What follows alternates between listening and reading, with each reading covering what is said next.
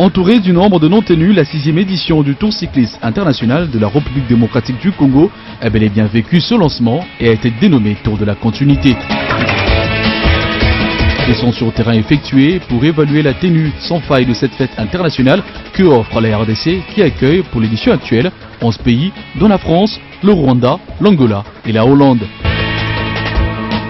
La première étape est lancée à Moanda, dans la province du Congo central, au bord de l'océan Atlantique, ancien lotissement européen, qui offre une grande plage. Les coureurs, eux, admirent la beauté de la nature RD congolaise, une nature mosaïque enfouie au cœur de l'Afrique.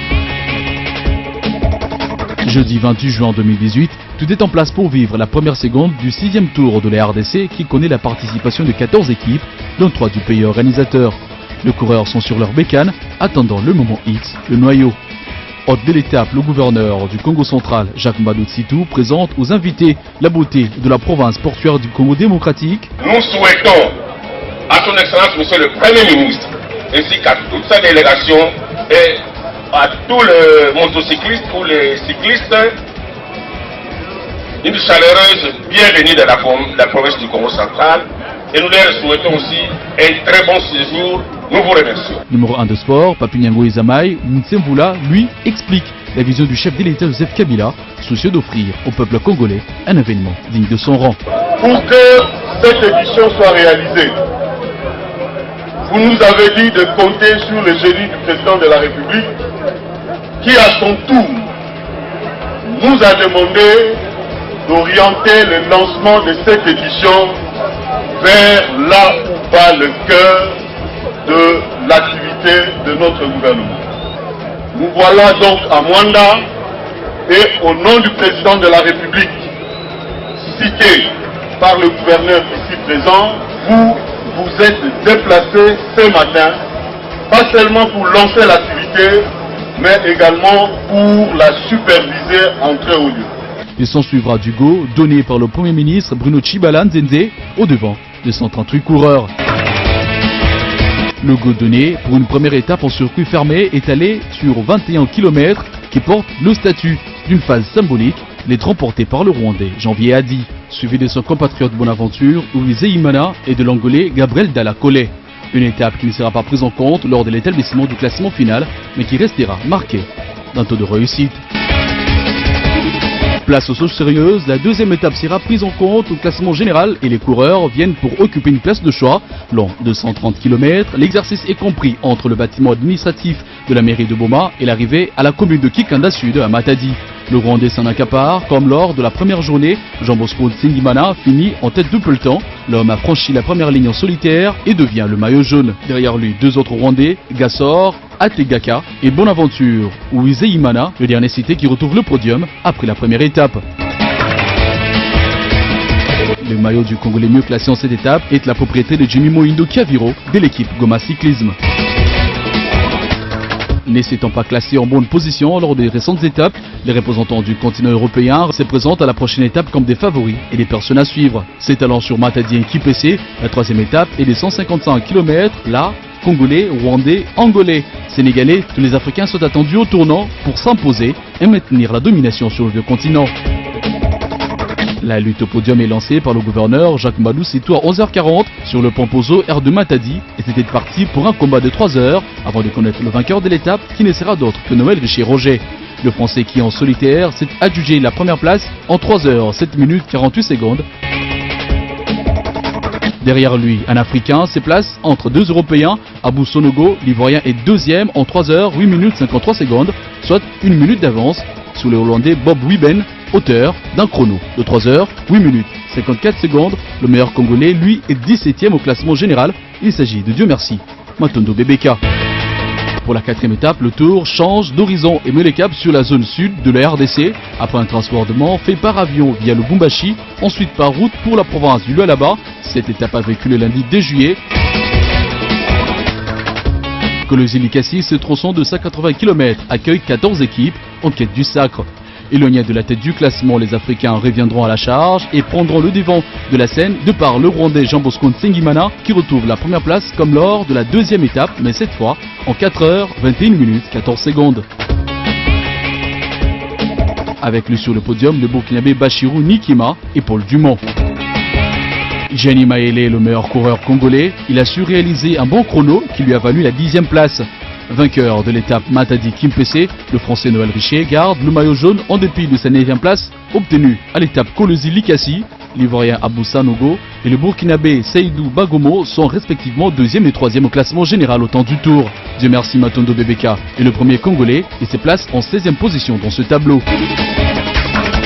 Sans embâche, le 6e tour cycliste de la RDC se poursuit et atteint sa vitesse que nul ne peut arrêter vu l'engouement du public qui se précipite pour le vivre. Au menu, 180 km à parcourir entre Likasi et le Lubumbashi, le vélo congolais vit. En 3h17 secondes, la ligne d'arrivée est franchie. Une nouvelle nation vient de marquer de son empreinte sa participation dans ce tour. C'est le Burkina Faso qui, grâce à Mathias Sorgo, s'invite au rang de respectable. C'est la première victoire burkinabé sur cette 6e édition du Tour international de la RDC. Nous sommes arrivés, comme toutes les autres équipes, notre objectif c'est de remporter le maillot jaune et de faire des victoires d'étape. Donc je pense que c'est, en tout cas cette victoire vient donner du moral au groupe. Le Rwanda reste sur le podium. Javier Adi est 2e, juste devant le Burkinabé Salifou Yarbanda. Les RDC ne s'inscrit toujours pas dans le top 5. Les Léopards doivent faire mieux. Jimmy Moindo est le meilleur coureur congolais. Il a fini à la 10e place avec un chrono de 3h, 14 minutes, 52 secondes. Fort de sa 10e place à l'étape du jour, Javier Adi, l'international rwandais, détrône le maillot jaune. Au français Noël Richer. Ces 3 premiers de l'étape ont également terminé dans le même ordre dans la catégorie grimpeur, respectivement avec 5 points, 3 points et 1 point. À l'étape, tout comme au tableau général, le Burkina Faso, le Rwanda et la Hollande trônaient en tête. Goma Cycling 5e, RDC 1 6e et RDC 2 11e sont le positionnement des équipes de la République démocratique du Congo dans ces 2 tableaux. Alors que le tour devait remonter à l'est pour l'étape de Goma, une mauvaise campagne est lancée contre ce fruit de la pensée du chef de l'État par les oiseaux de mauvais augure qui ont truffé la réservation faite à l'entreprise d'aviation Congo Airways. Les organisateurs ne baissent pas les bras et évitent toutes sortes de démotivations et placent le gouvernail en direction de l'ouest où est prévue l'étape qui va offrir le sourire aux Congolais. La 6e étape sera celle parcourue entre Kikwit et Masimanimba. Elle est la plus longue et aussi la plus difficile du tour avec de nombreuses courbures et autant de montagnes. Une surface qui est plutôt propice au Rwandais Jean Bosco. Au bout de 4 heures, 10 minutes de course, il signe ainsi sa 3e victoire depuis le début de cette compétition, soit Boma Matadi 130 km, Kolosi Likasi 180 km. L'étape de Masimanimba, il est suivi par ses compatriotes Bukusenga Patrick. Pour la première fois dans cette édition, un Congolais s'est placé au podium. Il s'agit de Gianni Mayele de la province de Kinshasa qui s'est positionné 3e. Une place qu'il fallait à tout prix occuper pour offrir à la RDC un moment de gaieté. Le est très difficile parce que les passage la montagne va passage à 10% et belé mais na zalaki na forme là na lamuka pena na condition bien na lamuka na forme donc na concentré qui pena fort na vie les là na gaspiller énergie inutilement pour nous échapper na la sprint na peloton pour se battre na ba Rwandais baza plus fort que biso na ba montagne surtout. Une performance qui ne laisse pas indifférent le dirigeant du monde sportif et qui met en émoi le ministre de Sport, Papi Nyango, qui s'est chargé d'accompagner les fauves congolais depuis le 28 juin dernier. Un des objectifs assignés aux tours cyclistes en cette édition, c'est l'amélioration des conditions de participation de nos athlètes. Sur le plan qualitatif, également sur le plan quantitatif. Je crois qu'une compétition comme celle-ci, c'est à la fois un test de performance, mais également l'occasion pour nous de voir comment intensifier la sélection à travers la République et tout cadre avec une seule mission, la promotion du sport à vie. Le bilan est très positif. D'une part, nous nous réjouissons et nous avons placé un peu haut par rapport aux éditions passées nos ambitions. Le respect des timings, du calendrier, du chronogramme, du protocole, tout calqué suivant un modèle qui exige rigueur, vigilance et je crois avec ces bilans, il ne faut pas seulement voir ce que nous réalisons à cette édition, mais surtout savoir apprécier à juste valeur ce que présage l'avenir par rapport aux résultats.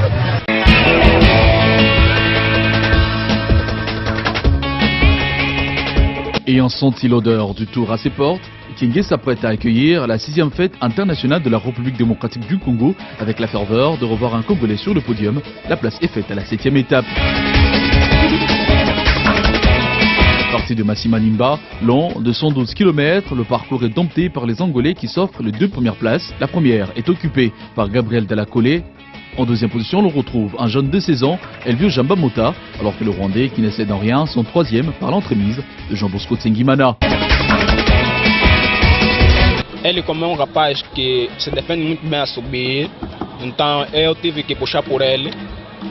Ele me ajudou mesmo muito, melhor nos ajudamos, porque nós treinamos para isso. E espero que amanhã entramos muito bem na etapa. Le meilleur Congolais n'est d'autre que Jimmy Moindo Kaviro. Il finit 9e. L'homme a obtenu le maillot du plus combatif. Premier Congolais classé 9e, bon, qui n'est pas encore satisfait, qui n'est pas encore bon pour moi, mais bon, c'est ça la course. Bon. Avec 2 coureurs dans le trio des têtes, l'équipe angolaise est première au classement par équipe, suivie par celle du Rwanda et du Burkina Faso qui sont respectivement 2e et 3e. Côté RDC, c'est Goma Cycling qui est mieux classé avec cette 6e position, suivi de RDC 1 10e et RDC 2 qui pointe à la 11e place. À la différence du classement par équipe, le général place les équipes rwandaises, burkinabé et hollandaises dans le trio des têtes. Côté congolais, l'on retrouve Goma Cycling Team à la 6e position, RDC 1 8e et RDC 2 clôture le top 10. Le burkinabé Aziz Abdoul Miekema, avec 5 points, est le meilleur grimpeur de l'étape, suivi du Rwandais Bonaventure Ouvi Sengimana avec 3 points. L'Angolais Gabriel Dallakole est 3e avec 1 point. Le maillot jaune est toujours la propriété du Hollandais Jacob Wijik. À l'issue de cette 7e étape, il est suivi par le burkinabé Mathias Sorgo et le Rwandais Javier Hadi. Le premier Congolais dans le tableau général est Jimmy Moindo, l'homme pointe à la 16e étape. La 8e étape s'annonce, toute la délégation prend la route pour Kinshasa et arrivée de la capitale, les coureurs sont conviés à observer une nature vierge à la périphérie de cette première ville de la RDC.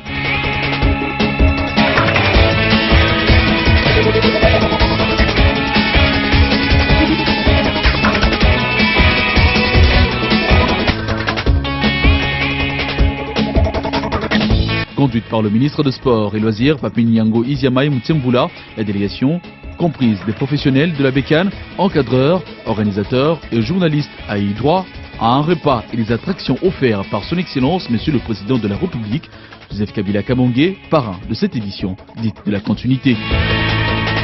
Aucun d'eux n'a voulu manquer l'occasion d'immortaliser cette journée autour de la nature en vue de mieux préparer la dernière étape.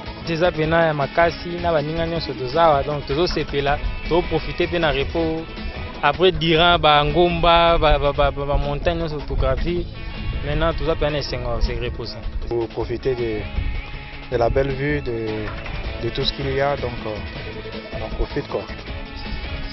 Oui, c'est satisfait parce qu'on voit ça rarement dans les compétitions. Chaque fois on est sérieux, concentré, donc aujourd'hui ça nous permet de se détendre. C'est très agréable, on découvre un joli parc que je ne connaissais pas. C'est avec vraiment beaucoup de plaisir. Il y avait une possibilité de découvrir un autre aspect de la course, de mettre les coureurs au repos. Là, les jours précédents n'ont pas été faciles, donc pour eux c'est un moyen de se détendre, pour l'organisation également. Donc tout le monde en profite. Ce site c'est sûrement très beau, c'est un site touristique vraiment merveilleux. Moi personnellement je le trouve génial quand même. Parce que c'est un jour, on n'a pas fait du vélo aujourd'hui, il n'y a pas des attaques, on n'a pas monté sur le col de 500 à 700 mètres, c'est dur le Congo. Donc je trouve aujourd'hui que c'est génial quand même. C'est très bien organisé, c'est joli à voir, ça nous fait plaisir de venir visiter la parc.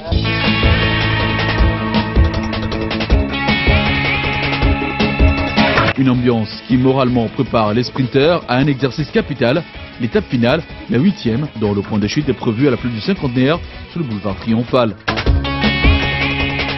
Le décor est planté pour clore la 6e édition du Tour cycliste international du vélo RD congolais. La dernière étape est comprise entre le parc de la vallée de l'Antélé jusqu'à la place du cinquantenaire. La distance est de 118 km traversant la Tchangou pour atteindre le centre-ville. Les Congolais s'empressent pour occuper une place de choix au podium, mieux 2 places en cette étape symbolique qui verra plusieurs autorités du pays, dont le Premier ministre Bruno Tshibala, y prendre part. Mais cela était sans compter sur les Burkinabés, Ivoiriens et Hollandais qui étaient mieux inspirés en course. Aziz Abdoul Nyekema, le natif du pays des hommes intègres, place pour la seconde fois en ce tour le Burkina Faso au premier rang en occupant la première place.